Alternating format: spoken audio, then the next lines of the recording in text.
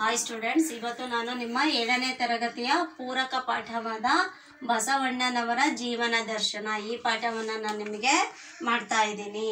ಈ ಪಾಠವನ್ನು ತಿಳ್ಕೊಳ್ಳೋದಕ್ಕೂ ಮುಂಚೆ ಅಂದರೆ ಬಸವಣ್ಣನವರ ಜೀವನ ದರ್ಶನ ತಿಳ್ಕೊಳ್ಳೋದಕ್ಕೂ ಮುಂಚೆ ಈ ಪಾಠವನ್ನು ಬರೆದಿರ್ತಕ್ಕಂತಹ ಕೃತಿಕಾರರಾದ ಡಾಕ್ಟರ್ ಎಲ್ ಬಸವರಾಜುರವರ ಬಗ್ಗೆ ನಾವು ತಿಳ್ಕೊಳ್ಳೋಣ. ನೋಡಿ, ಕೃತಿಕಾರರ ಪರಿಚಯ. ಡಾಕ್ಟರ್ ಎಲ್ ಬಸವರಾಜುರವರು ಕ್ರಿಸ್ತಶಕ 1919ರಲ್ಲಿ ಕೋಲಾರ ಜಿಲ್ಲೆಯ ಯಡಗೂರು ಗ್ರಾಮದಲ್ಲಿ ಜನಿಸಿದರು.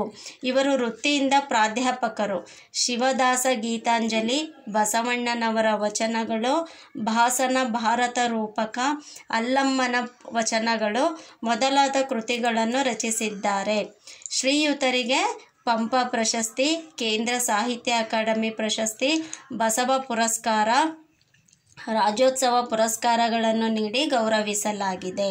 ಈ ಪ್ರಸ್ತುತ ಪಾಠವನ್ನು ಡಾಕ್ಟರ್ ಎಲ್ ಬಸವರಾಜು ಅವರು ಸಂಪಾದಿಸಿದ ಬಸವಣ್ಣನವರ ವಚನಗಳು ಕೃತಿಯ ಪೀಠಿಕೆಯಿಂದ ಆಯ್ದ ಭಾಗವಾಗಿದೆ. ನೋಡಿ, ಇವ್ರ ಕೃತಿಗಳು ಯಾವ್ದ್ಯಾವುದು, ಇವ್ರಿಗೆ ಬಂದಿರತಕ್ಕಂತಹ ಪ್ರಶಸ್ತಿಗಳು ಯಾವ್ದ್ಯಾವುದು ಅನ್ನೋದನ್ನ ತಿಳ್ಕೊಂಡ್ವಿ ಅಲ್ವಾ. ಹಾಗಾದ್ರೆ ಅವ್ರು ಬರೆದಿರ್ತಕ್ಕಂತಹ ಬಸವಣ್ಣನವರ ಜೀವನ ದರ್ಶನ ಈ ಪಾಠದಲ್ಲಿ ಯಾವ ವಿಚಾರ ಇದೆ ಅನ್ನೋದನ್ನ ನಾವು ತಿಳ್ಕೊಳ್ಳೋಣ. ಅಂದ್ರೆ ಬಸವಣ್ಣನವರ ಜೀವನಕ್ಕೆ ಸಂಬಂಧಪಟ್ಟಂತಹ ವಿಷಯಗಳನ್ನ ಇಲ್ಲಿ ಕೊಟ್ಟಿದ್ದಾರೆ. ಅವರ ಬಾಲ್ಯ ಜೀವನ, ಹಾಗೆ ಅವ್ರು ನಡೆದು ಬಂದ ದಾರಿ ಏನು, ಅವನ್ನೆಲ್ಲವನ್ನು ಕೂಡ ಈ ಪಾಠದಲ್ಲಿ ತಿಳಿಸಿದ್ದಾರೆ. ಈ ಪಾಠವನ್ನು ಒಂದ್ಸರಿ ಓದ್ತೀನಿ, ನೋಡ್ಕೊಳ್ಳಿ. ಬಸವಣ್ಣನವರ ಜೀವನ ದರ್ಶನ. Doctor L Basavaraju. ಶರಣ ಪಂಥದಲ್ಲಿ ಪ್ರಮುಖರೆಂದರೆ ಬಸವಣ್ಣನವರು. ಒಂದು ಅಮರ ಜ್ಯೋತಿ. ಅದರ ದಿವ್ಯ ಪ್ರಭೆಯಲ್ಲಿ ಹಲವಾರು ಶತಮಾನಗಳ ಕೋಟ್ಯಾಂತರ ಮುಮುಕ್ಷುಗಳು ಸನ್ಮಾರ್ಗವನ್ನು ಕಂಡುಕೊಂಡು ಕೃತಾರ್ಥರಾಗಿದ್ದಾರೆ.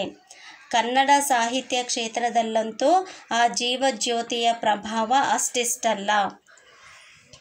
ಬಾಗೇವಾಡಿಯ ಮಾದಿರಾಜನೆಂಬ ಸದ್ವಿಪ್ರನ ಧರ್ಮಪತ್ನಿ ಮಾದಾಂಬೆಯ ಗರ್ಭದಲ್ಲಿ ಬಸವಣ್ಣನವರು ಚಿಪ್ಪಿನಲ್ಲಿ ಮುತ್ತು, ಕೊಳದಲ್ಲಿ ಕಮಲವು, ಕೇದಿಗೆಯಲ್ಲಿ ಪರಿಮಳವು ಹುಟ್ಟುವಂತೆ ಶಿವನ ಶಿಶುವಾಗಿ ಜನಿಸಿದರು.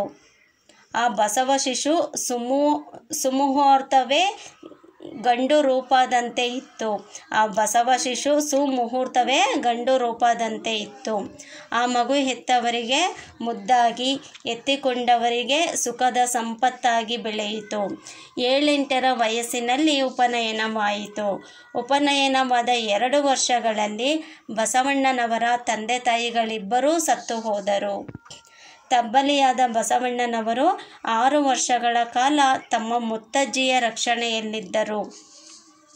ಅವರು 16 ವರ್ಷದ ಹರೆಯದಲ್ಲಿ ತಮ್ಮ ಯೌವನವು ಶಿವಪೂಜೆಯಲ್ಲಿ ಸವೆಯಬೇಕೆಂದು, ಆದರೆ ಶಿವಭಕ್ತಿಯು ಕರ್ಮವು ಎಂದೂ ಒಂದಾಗಿರದೆಂದು ನಿಶ್ಚಯಿಸಿ ಪರಮ ವೈರಾಗ್ಯ ಮೂರ್ತಿಯಾಗಿ ಕರ್ಮಲತೆಯಂತಿದ್ದ ಜನಿವಾರವನ್ನು ಕಳೆದು ಬಿಸುಟು, ಹೋತಿನ ಗಂಟಲನ್ನು ಬಿಗಿಯುವಂತಿದ್ದ ಮೌಂಜಿಯನ್ನು ಹರಿದು ಬಿಸಿಟು, ನವ್ಯ ಕೂಲವನ್ನು ತೆಗೆದುಟ್ಟು, ದಿವ್ಯ ವಸ್ತ್ರವನ್ನು ಹೊದ್ದು, ಮನೆಯ ನೆಳಲನ್ನು ನೆನೆಯದೆ, ಐಶ್ವರ್ಯವನ್ನು ಲೆಕ್ಕಿಸದೆ, ವೃತ್ತಿಯನ್ನು ವಿಚಾರಿಸದೆ, ಬಂಧು ಬಳಗವನ್ನು ಬಗೆಯದೆ, ಊರಿನವರನ್ನೂ ನೋಡದೆ ಬಾಗೇವಾಡಿಯನ್ನು ಬಿಟ್ಟು ಹೋದರು. ಪೂರ್ವ ದಿಕ್ಕಿಗೆ ನಡೆದು ಸ್ವಲ್ಪ ದೂರದಲ್ಲೇ ಇದ್ದ ಮಲಪ್ರಹರಿ, ಕೃಷ್ಣವೇಣಿ ನದಿಗಳ ಸಂಗಮ ಸ್ಥಾನದಲ್ಲಿ ಕೂಡಲ ಸಂಗಮೇಶ್ವರನಿರುವ ಕಪ್ಪಡಿಯ ಸಂಗಮವನ್ನು ತಲುಪುವರು. ನೋಡಿ, ಇಲ್ಲಿ ಒಂದು ಪಿಕ್ಚರ್ ಇದೆ ಅಲ್ವಾ, ಇದು ಬಸವಣ್ಣನವರ ಭಾವಚಿತ್ರ. ಬಸವಣ್ಣನವರ ಭಾವಚಿತ್ರ ಇದು. ನೋಡಿ, ಶರಣ ಪಂಥ ಅಂತ ಇದೆಯಲ್ಲ, ಆ ಪಂಥದಲ್ಲಿ, ಶರಣ ಪಂಥದಲ್ಲಿ ಪ್ರಮುಖರಾದವರು ಈ ಬಸವಣ್ಣನವರು.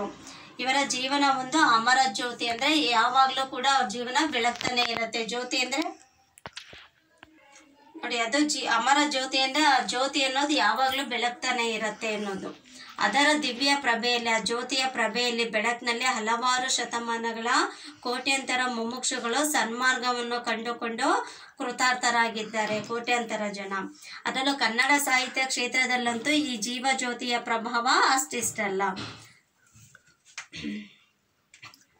ನೋಡಿ, ಇವ್ರ ಬಗ್ಗೆ ಕೊಟ್ಟಿದ್ದಾರೆ, ಇವರ ಜೀವನ ಚರಿತ್ರೆ. ಯಾರು ಇವರು, ಇವ್ರ ತಂದೆ ತಾಯಿ ಯಾರು ಅಂತ ಹೇಳಿದ್ರೆ ಇವರು ಬಾಗೇವಾಡಿಯ ಮಾದಿರಾಜ ಮತ್ತು ಮಾದಾಂಬೆ ಇವರಿಬ್ರು ಅವರ ತಂದೆ ತಾಯಿಗಳು. ಮಾದಿರಾಜ ಮತ್ತೆ ಮಾದಾಂಬೆ ಇವರಿಬ್ರು ಇವರ ತಂದೆ ತಾಯಿಗಳು.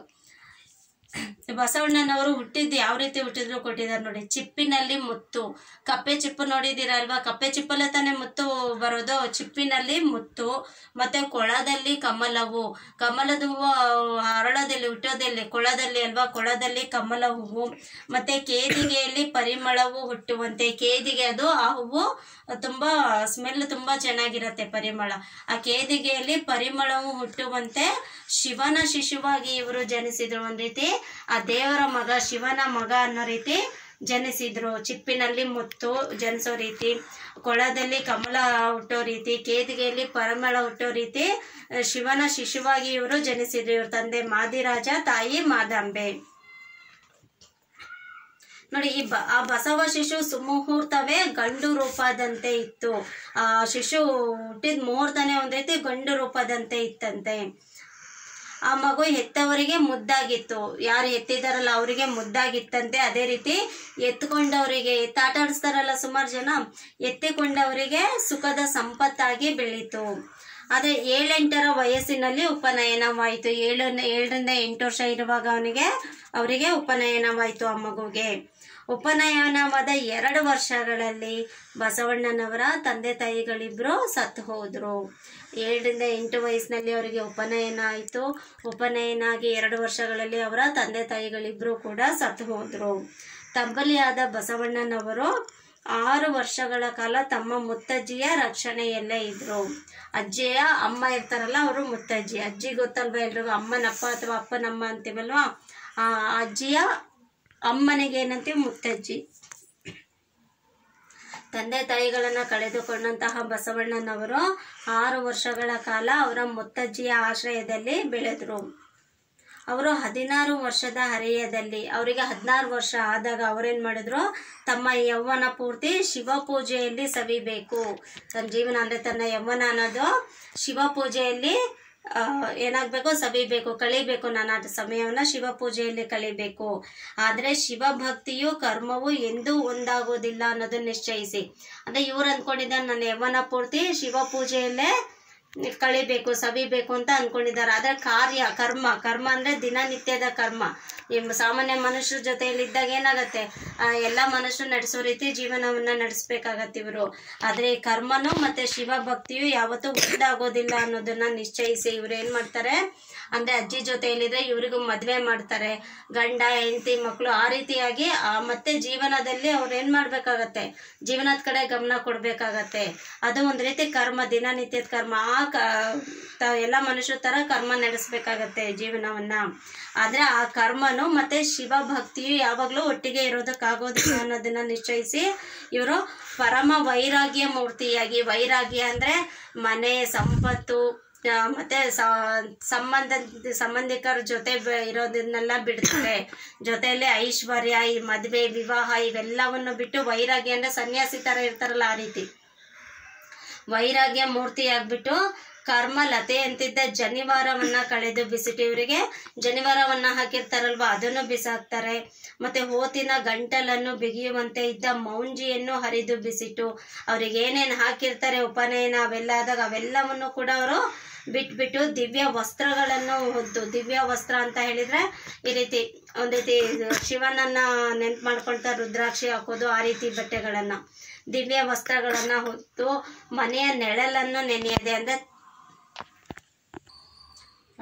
ಅಂದ್ರೆ ತಾನಿಂತ ಮನೇಲಿದ್ದೆ ಅನ್ನೋದನ್ನು ಕೂಡ ನೆನೆಸ್ಕೊಳ್ದೇನೆ, ಐಶ್ವರ್ಯವನ್ನು ಲೆಕ್ಕಿಸ್ತೇನೆ, ವೃತ್ತಿ ತಾನೇನು ಕೆಲಸ ಮಾಡ್ತಾ ಇದ್ದೀನಿ ಅನ್ನೋದು ವಿಚಾರಿಸ್ದೆ, ಬಂದು ಬಳಗವನ್ನೆಲ್ಲ ಬಿಟ್ಟು ಊರ್ನವ್ರನ್ನೆಲ್ಲ ಬಿಟ್ಟು ಈ ಒಟ್ಟಾರೆಯಾಗಿ ಆ ಬಾಗೇವಾಡಿಯನ್ನೇ ಬಿಟ್ಟು ಹೊರಟೋದ್ರು ಇವರು.